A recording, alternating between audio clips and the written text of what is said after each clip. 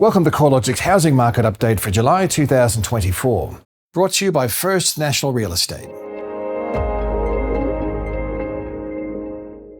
Australian dwelling values increased a further 0.7% in June, taking growth to 8% across the 2023-24 financial year, the equivalent of a $59,000 increase in the median value. The annual rise was in stark contrast to the previous financial year when CoreLogic's national index was down 2%. In that year, annual growth was weighed down by a 7.5% drop in values in the 9 months following the May 2022 cash rate hike. Despite the strong annual gain, the quarterly rate of growth has eased since the highs of mid-2023, when the pace of gains peaked at 3.3%. The most recent June quarter saw dwelling values rise by 1.8%, which is roughly in line with the March quarter at 1.9% and the December quarter last year at 1.8%. It seems the national index has found a groove, rising between 0.5% to 0.8% month on month since February.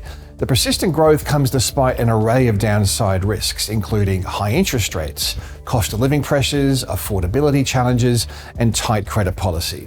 The housing market's resilience comes back to tight supply levels, which are keeping upwards pressure on housing values.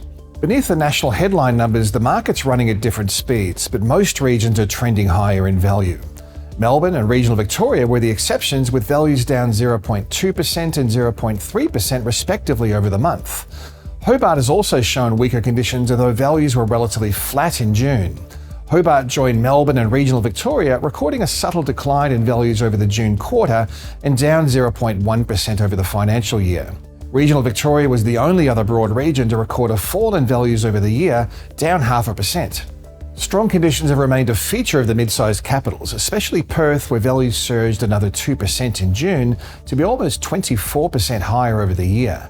Adelaide values increased 1.7% in June to be 15.4% higher over the financial year, and Brisbane housing values are up 1.2% over the month and 15.8% higher over the year. Regional markets have shown a similar trend to the capitals, with the regional areas of Western Australia, South Australia and Queensland leading the pace of capital gains, while regional Victorian dwelling values fell by 0.5% over the year and regional Tasmania recorded a mild 0.7% rise. The growth trends are reflected in the advertised stock levels, with the strongest markets continuing to show a severe shortage of homes available for sale. In June, the number of homes advertised for sale in Perth were 23% lower than at the same time last year and 46% lower than the previous 5-year average. Adelaide and Brisbane are also recording real estate listings that are significantly below the 5-year average for this time of the year. On the other hand, Melbourne listings have risen to be 14% above the 5-year average, and Hobart listings have been elevated for several years, now tracking 47% above average. Demand-side factors have also been influential, especially with interstate migration rates tracking well above average in Western Australia and Queensland and previously in South Australia. Strong housing demand, despite downside factors, is also evident in the estimated volume of home sales.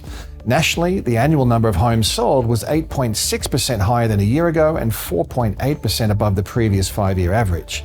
The largest jump in annual home sales relative to the historic 5-year average has been in Perth, where the number of homes sold last year was 29% above average levels.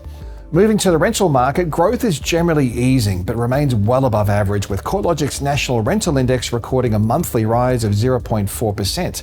That's the lowest rate since September last year, and an annual rise of 8.2%, the lowest since November last year. The slowdown in rental growth is most evident across the unit sector of Australia's 3 largest capitals.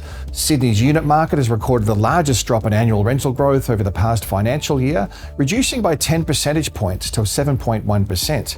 The annual change in Melbourne unit rents has eased from 14.9% to 7.5% in the same period, and growth in Brisbane unit rents has dropped by 6.8 percentage points to 8.5%. Despite the slowdown in rental growth across some markets, rents are still rising at an above-average pace across most regions and housing types. Nationally, the decade average for rental growth prior to the pandemic was just 2%. Melbourne was the only capital city market to record a decline in dwelling values in June, down 0.2% to be 0.4% lower through the first half of the year. Growth in house values has acted as a drag on the headline growth rate, with a 0.3% decline in the month of June, offsetting a 0.2% rise in unit values. Similarly, it's the upper quartile of Melbourne's housing market that's showing the weakest trend, with values down a further 0.5% in June, while lower quartile values rose by 0.3%.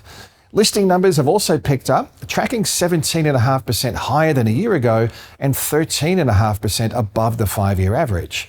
More listings imply more choice and opportunities for buyers to negotiate.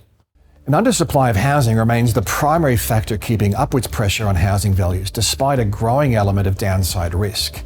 We can loosely categorise housing supply into advertised listings, which provide a measure of available supply, newly built homes, and rental supply. We could also add to the list social housing.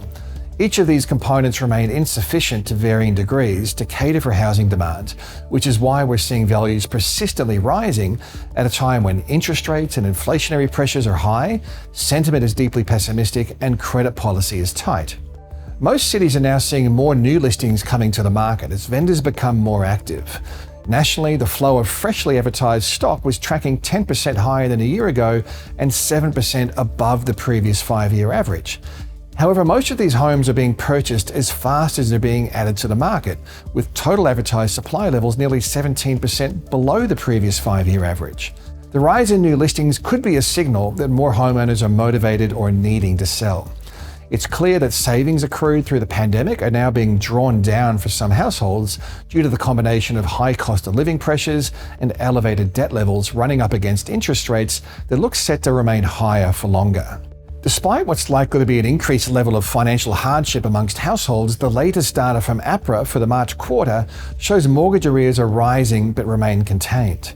The combined arrears rate reached 1.6% in the first quarter of the year, slightly lower than the arrears rate at the onset of COVID, which was at 1.8%. With inflation remaining high and the risk of another rate hike, or at the very least a longer period before interest rates come down, it's likely mortgage stress and arrears will rise further. The risk of financial stress is amplified by a combination of high household debt levels and loosening labour market conditions.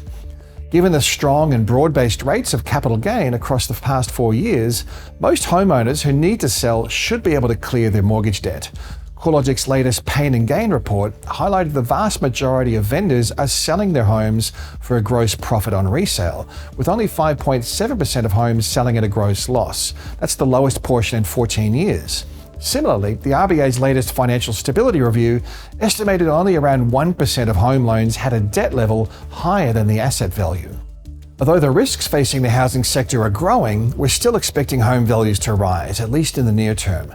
A material rise in new dwelling supply is likely to be a long time coming, considering approvals are holding well below average levels and barriers to construction, including compressed profit margins and scarce labour supply, remain significant. Until supply and demand rebalance, there's likely to be further upwards pressure on home values. We'll be keeping an eye on these trends along with any policy updates that could influence housing trends at the news and research pages of the CoreLogic website.